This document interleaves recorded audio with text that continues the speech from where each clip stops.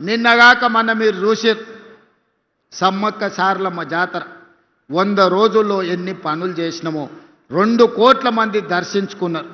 ఎప్పుడైనా సమ్మక్క సారలమ్మ జాతరకు ముఖ్యమంత్రి అయినాక ఆ పెద్ద మనిషి వచ్చిండా ఒకసారి ఆలోచన చేయరు. ఇంటికి పోయి మా సురేఖమ్మ మా సీతక్క పోయి ఆహ్వాన పత్రిక ఇచ్చింది.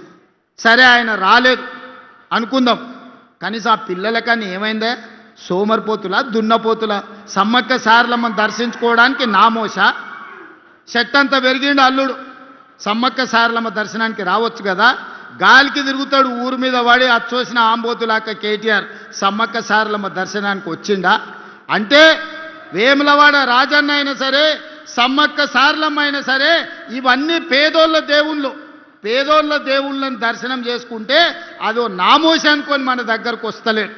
అందుకే ఇవాళ పేదలు గొలుచుకునే దేవుళ్ళు ఏవైతున్నాయో పేదల కోసం ఈ దేవుళ్ళని అభివృద్ధి చేసే బాధ్యత మన ప్రభుత్వం తీసుకుంటుంది. ఎవరు ఎన్ని శాపనార్థాలు పెట్టినా పిల్లి శాపనార్థాలకు ఉట్టి తెగిపడదు. ఉట్టి మీద పాలుంటే పిల్లి కింద కూర్చొని శాపనార్థాలు పెడతాంటే ఆ ఉట్టి తెగిపడిపోను, ఆ కుండ వలిగిపోను అని. అట్లనే ఇవాళ బీఆర్ఎస్ వాళ్ళు పిల్లి శాపనార్థాలు పెడుతురు, ఈ ప్రభుత్వం పడిపోతుంది, రేవంత్ రెడ్డి అయిపోతాడని. ఎక్కడికి పోని 8 ఏళ్ళు ఉంటుంది మా ప్రభుత్వం.